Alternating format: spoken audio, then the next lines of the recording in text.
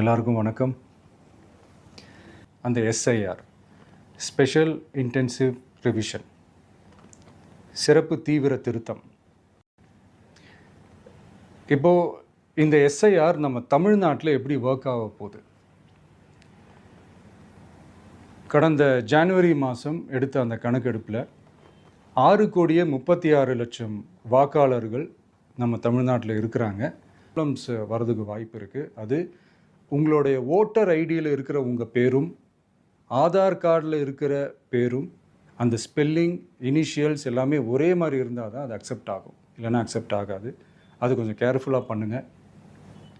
so அதனால் my dear TVK தோழர்களே, my dear gen Z படை பலமே,